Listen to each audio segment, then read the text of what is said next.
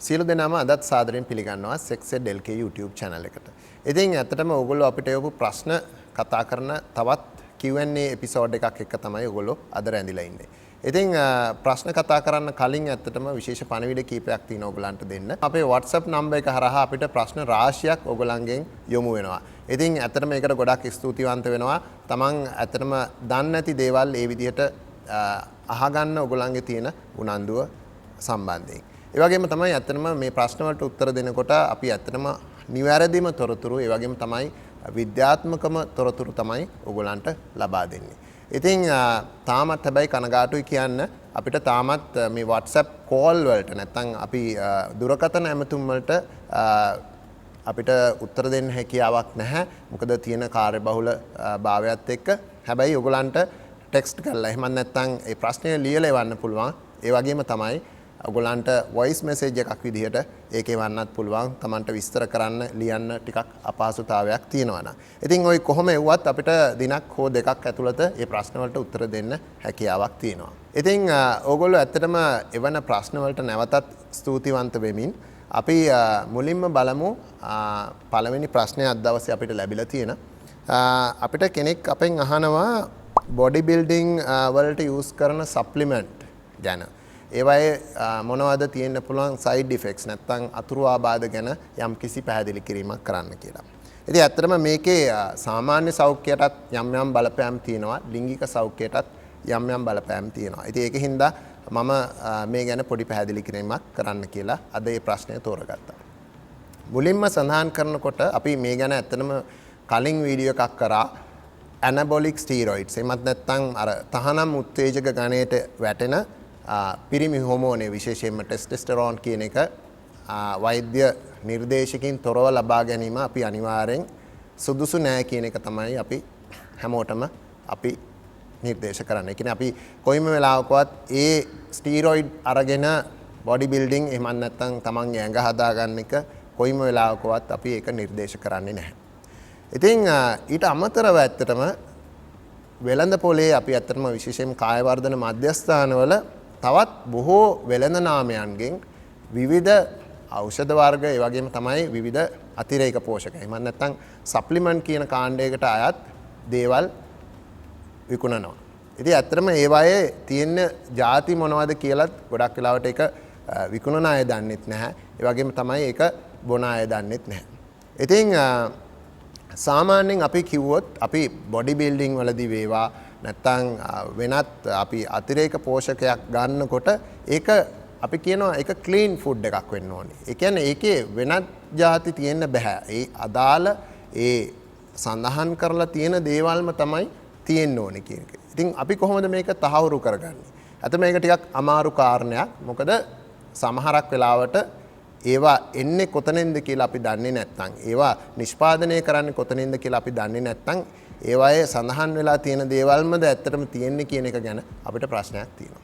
ඉතින් මේ වගේ ඇත්තටම ගත්තට පස්සේ වේ ප්‍රෝටීන් කියන එක අපි ගොඩක් බොඩි බිල්ඩින් කරන අය එහෙම නැත්නම් කාය වර්ධනයේ යෙදෙන අය පාවිච්චි කරන අතිරේක පෝෂකයක්. ඉතින් ඇත්තටම වේ ප්‍රෝටීන් කියලා ගත්තම ඒකේ ඇත්තටම එහෙම සෞඛ්‍ය ගැටලුවක් තියෙනවා කියන එකක් දැනට විද්‍යාත්මකව තහවුරු කරලා නැහැ.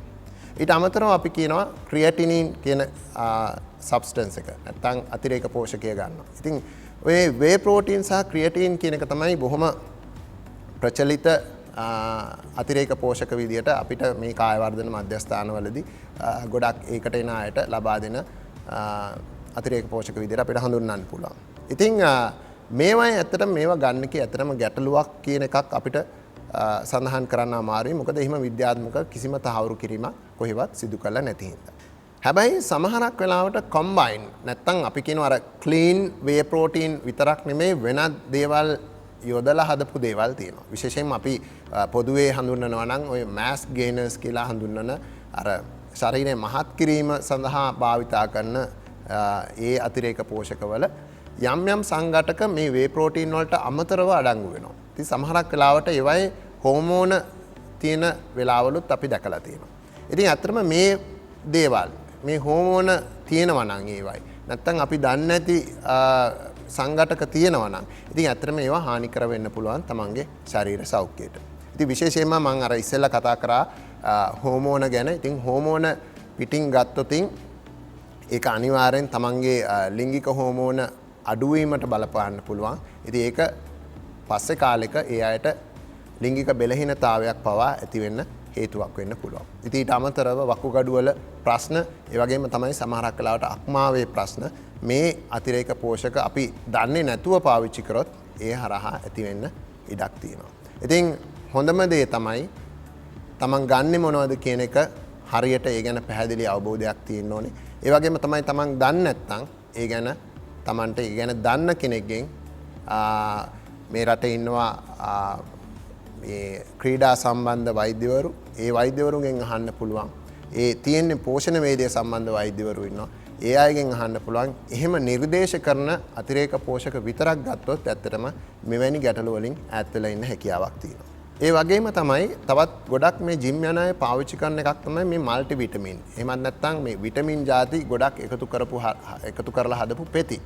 එතකොට මේවා සුදුසුද කියලාත් අපෙන් ගොඩක් වෙලාවට ගොඩක් අය ප්‍රශ්න අහනවා. ඉතින් ඇත්තටම ඒ ගැන උත්තරයක් දෙනවා නම් සමහරක් විටමින් ඇත්තටම අපිට එහෙම නිර්දේශයකින් තොර වුණත් ගත්තා කියලා ලොකු ප්‍රශ්නයක් ඇති වෙන්නේ නැහැ. විශේෂයෙන් ජල ද්‍රාවී විටමින් කියලා අපි කියනවා ඒවට. හැබැයි මතක තියාගන්න ඕන කාරණේ තමයි මෙතනදී අපි පාවිච්චි කරන මේද ද්‍රාවී විටමින්. දැන් අපි සාමාන්‍යයෙන් මේද ද්‍රාවී විටමින් කියලා හඳුන්වන්නේ vitamin K, vitamin A, vitamin D සහ විටමින් E කියන සංඝටක. ඉතින් මේවා ඇත්තටම ගත්තම ප්‍රශ්නය වෙන්නේ මේවා ශරීරයේ විශේෂයෙන්ම අක්මාවේ තැම්පත් වීමක් සිද්ධ වෙනවා. මේවා ශරීරයෙන් බැහැරට යන්නේ නැහැ. ඉතින් සමහරක් වෙලාවට අතිරික්තයක් ගත්තොතින් අපි ඒවා අක්මාවේ තැම්පත් වීම හින්දා ප්‍රශ්න ඇති වෙන්න ඉඩ කඩක් තියෙනවා. ඉතින් ඒක හින්දා විශේෂයෙන් vitamin K, vitamin A, vitamin D සහ විටමින් E කියන විටමින් වර්ග ගන්නකොට අපි සාමාන්‍යයෙන් කියන්නේ අයට මාස 3කට වඩා ගන්න එපා කියලා. ඉතින් දීර්ඝකාලීනව කෙනෙක් ගන්නවා නම් ඒ සම්බන්ධයෙන් වෛද්‍ය නිර්දේශ අනිවාර්යෙන් ඒගොල්ලෝ අහලා ඉන්න ඕනේ. එහෙම දිගට ගන්න කලින්. ඉතින් විටමින් ගැනත් ඒ පණිවිඩය ඇත්තටම වැදගත් වෙයි ඕගොල්ලන්ගේ ඒ විටමින් සම්බන්ධ ඕගොල්ලන්ගේ තියෙන දැනුම වැඩි කරගන්න. තවත් කෙනෙක් අපෙන් අහනවා ඇත්තටම මේ ටෙස්ටිකල් වල නිපද වෙන ශුක්‍රාණු පිට කරන්නම අවශ්‍යද? එහෙම පිට කරේ නැත්නම් මොන හරි ශරීරයට අහිතකර තත්ත්වයක් ඒකෙන් උද්ගත වෙන්න පුළුවන්ද කියලා. ඉතින් ඒකට සරල උත්තරයක් දෙනවා නම් එහෙම පිට කිරීමේ අත්‍යවශ්‍යතාවයක් නැහැ. මොකද එහෙම නිපද වෙලා ශරීරයේ ඇතුලේ තියෙන ශුක්‍රාණු යම්කිසි කාලයක් ගියාට පස්සේ ඇඟට උරා ගැනීමක් සිද්ධ වෙන්න පුළුවන්. ඒ වගේම තමයි සමහරක් වෙලාවට ඒ ශුක්‍රාණු අපි දන්නේම නැතුව නිින්දෙන් පිටට යන්නත් හැකියාවක් තියෙනවා. ඉතින් එහෙම ගත්තට පස්සේ මේ ශුක්‍රාණු ඇඟ ඇතුළේ තිබුණා කියලා ඒකෙන් හානියක් වෙනවා කියලා එහෙම කොහෙවත් විද්‍යාත්මකව සඳහන් වෙන්නේ නැහැ. හැබැයි මතක තියාගන්න ඕන විශේෂ කාරණයක් තියෙනවා. ඒක තමයි මේ ශුක්‍රාණු පිට කිරීමේ වාර ගණන.